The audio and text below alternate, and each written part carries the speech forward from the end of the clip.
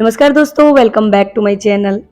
सिलाई मशीन में हर कोई परफेक्ट नहीं होता है, लेकिन छोटे छोटे टिप्स और ट्रिक्स होते हैं जिन्हें हम ट्राई करके, जिनका यूज करके हम अपनी मशीन की रिपेयरिंग खुद से कर सकते हैं और सिलाई में भी परफेक्ट बन सकते हैं।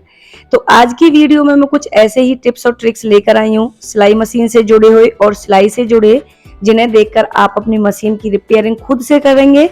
आपको कोई मैकेनिक के पास जाने की जरूरत नहीं पड़ने वाली है।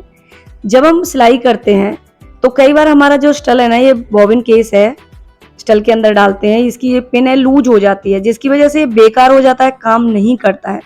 तो इसे फेंकने की बजाय आप इसे आसानी से ठीक कर सकते हैं।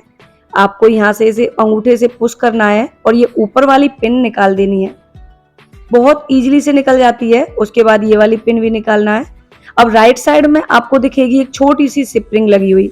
स्प्रिंग को बाहर निकालना है और उसे खींच कर इसका साइज है जो बड़ा कर देना है। सिलाई करते करते इसका जो साइज है ना वो दब जाता है, तो उसे दोबारा से वहीं पर फिट करेंगे हम। अब ये वाली पिन है जो, इसे लगाएंगे पत्ती को हम। उसके बाद ऊपर वाली पिन, तो इसे पहले हमें अंदर की तरफ दबाना है अंगूठे से। उसके बाद यहाँ पर होल दिखेगा, उसमें इस पिन को फिट कर देना है। तो ये वाला हमारा जो बॉबिन केस है एकदम से ठीक हो जाएगा। आपको कोई मैकेनिक के पास जाने की जरूरत नहीं पड़ेगी, ना नया खरीदने की जरूरत है। दूसरा जो टिप है हमारा है बॉबिन केस से जुड़ा हुआ। कई बार हम जब फिरकी लगाते हैं ना, तो धागा खींच कर देखिएगा, फिरकी हमारी इस तरह से घूमनी नहीं चाहिए। ये गलत तरीका है। ऐसे करने से धागा उलझ जाता है। तो हमें फिरकी को घुमाकर डालना है। धागा हमेशा हमारा खींचते समय ना फिरकी इस तरह से घूमनी चाहिए ऊपर की तरफ। ये देखिए, इस तरह से हम स्टल के अंदर जब बॉबिन केस को लगाएंगे ना, और धागा मशीन ऊपर की तरफ निकालेगी, और धागा को हमेशा साइड में रखकर नहीं डालना है। धागे को हमेशा आपको ऊपर वाली साइड, इस तरह से अगर धागा डालेंगे तो ये धागा हमारा इसमें उलझ जाएगा। धागे को हमेशा अपनी तरफ इस तरह से अंगूठे के नीचे दबाकर उसके बाद बॉबिन केस को इसमें फिट करना है। अब मैं आपको सुई से खींच कर दिखाती हूँ। धागा इजीली से सुई खींच पाएगी। कई बार सिलाई करते करते हमारा ना गलती से कट लग जाता है नए कपड़े के ऊपर। ये देखिएगा, मैं दिखाती हूँ आपको। बैक साइड में छोटा सा कट लग गया है। अब अगर आपके पास में रफो मशीन नहीं है, या फिर आपके नज़दीक कोई रफो करने वाली मशीन नहीं है, तो आप इसे कैसे ठीक कर सकते हैं वो मैं आपको बताने वाली हूँ। इससे मैच करता हुआ कपड़ा, या फिर इसका बचा हुआ जो कपड़ा है, तो हमारे पास तो इसमें से जो कपड़ा बचा हुआ है वो रखा है, क्योंकि इसकी अभी सिलाई कंप्लीट नहीं हुई है। ये देखिएगा, और ये थोड़ा सा सिल्की कपड़ा है, आप देख सकते हैं। तो रील के धागे से कभी भी सिलाई मत कीजिएगा। इसमें से जो कपड़ा बचा हुआ है ना कतरन, उसमें से हमें छोटे छोटे इस तरह से कट लगाना, छोटा सा कट साइड में, और उसके बाद इसके जो धागे है ना वो खींच लेने हैं। तो 5 से 7 धागे हम इसमें से खींच लेंगे, इकट्ठा कर लेंगे उन्हें, और इनको हम सुई के अंदर डाल देंगे। तो इसी के धागे हैं। जब भी हम इससे सिलाई करेंगे ना, तो सिलाई हमारी बिल्कुल भी नहीं दिखेगी। वरना हम किसी भी दूसरे धागे से सिलाई करते हैं ना, तो वो बहुत ही ज्यादा ना शो होती है और गंदी लगती है। तो बारीक वाली सुई से हमें इस तरह से, जैसे हम नॉर्मल सिलाई करते हैं ना, उसी तरह से छोटे छोटे टांके, बिल्कुल थोड़ा कपड़ा रखना है। यहाँ पर हमें इकट्ठा नहीं करना कपड़ा, बिल्कुल बारीक सिलाई लगानी है हमें बारीक सुई से। ये देखिए, बिल्कुल भी पता नहीं चलेगा। जैसे हम इसके ऊपर प्रेस करेंगे ना, तो ये कपड़ा बिल्कुल बराबर हो जाएगा और बिल्कुल पता नहीं चलेगा कि इसकी हमने सिलाई की है यहाँ से। तो इस तरह से आप भी कपड़े को ठीक कर सकते हैं। नेक्स्ट टिप है सूट की कटिंग को लेकर। जब भी आप सूट की कटिंग करते हैं, तो जो फ्रंट पार्ट होता है ना, उससे बैक साइड का जो पार्ट है उसे आधा इंच एक्स्ट्रा रखिएगा। वो किस लिए रखना है?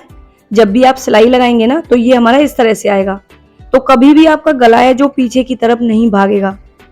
जो गला हमारा पीछे की तरफ भागता है ना कई बार, तो ½ इंच एक्स्ट्रा रखिएगा बैक साइड से। अब जब भी हम फिटिंग का निशान लगाते हैं, तो हम क्या करते हैं, निशान के ऊपर सिलाई लगा देते हैं। ये गलत तरीका है। जो निशान लगाया वहां से हमें 1.25 इंच नीचे की तरफ निशान लगाना है, और ½ इंच अंदर की तरफ हमें गोलाई दे देनी है। यहाँ से यहाँ पर ये हमें सिलाई लगानी है अंदर की तरफ, ½ इंच यहाँ पर गोलाई देते हुए। तो यहाँ पर कभी भी कपड़ा इकट्ठा नहीं होगा। जब भी हम मुड्ढे की कटिंग करते हैं, आर्म होल की, तो जो हमारा फ्रंट पार्ट है ना, उसे हमें अंदर की साइड, जो हमने बैक साइड कट किया है ना, निशान लगाया है, वहां से हमें 1 इंच अंदर की तरफ एक्स्ट्रा निशान लगाना है और यहाँ से लाइन को सीधा मिला देना है। इसे हमें आधा इंच की यहाँ पर गोलाई देनी है यहाँ से। तो ये हमारा फ्रंट पार्ट है। अब इसकी कटिंग कर लेंगे। तो यहाँ पर जो कपड़ा इकट्ठा होता है ना आर्म होल के पास में, जब भी हम बाजू सीलते हैं और पहनने के बाद में यहाँ पर कपड़ा जो इकट्ठा होता है वो बिल्कुल भी नहीं होगा। 1 इंच अंदर की तरफ और फिर आधे इंच की गहराई। बाजू की कटिंग करते समय हमें नॉर्मल जैसे बाजू कटिंग करते हैं ना उस तरह से कर लेना है। 2 पार्ट उठाने हैं, फिर 1.5 इंच हमें इस तरह से, ये देखिए 2 पार्ट हमने ऊपर वाली साइड के उठाए और यहाँ पर 1.5 इंच यहाँ पर हमें रखेना है इस कपड़े को। अब जो कपड़ा एक्स्ट्रा है ना वो निकल कर आ जाएगा यहाँ पर।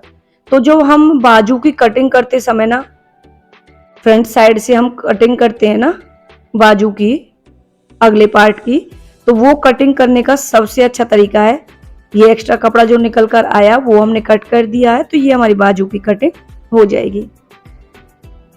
जब भी हम नया कपड़ा सीलने के लिए लेते हैं, कई बार हमें ना पता नहीं चलता है कि उल्टा किधर से और सीधा किधर से है, बहुत ज्यादा दिक्कत होती है।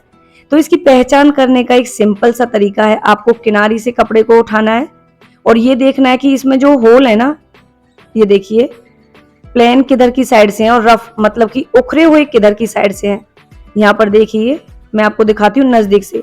तो यहाँ पर ये देखिए ये रफ है और यहाँ पर ये प्लेन एरिया। तो जो प्लेन है वो सीधा है और जो रफ है, जो उभरे हुए हैं जो, वो उल्टी साइड है। जब भी हम बैग सिलाई करते हैं तो हमें इस तरह से कॉलम सीलने होते हैं, मतलब कि सिलाई करनी होती है जिससे कपड़ा हमारा अच्छे से सेट हो जाए, बराबर के खाने आने चाहिए।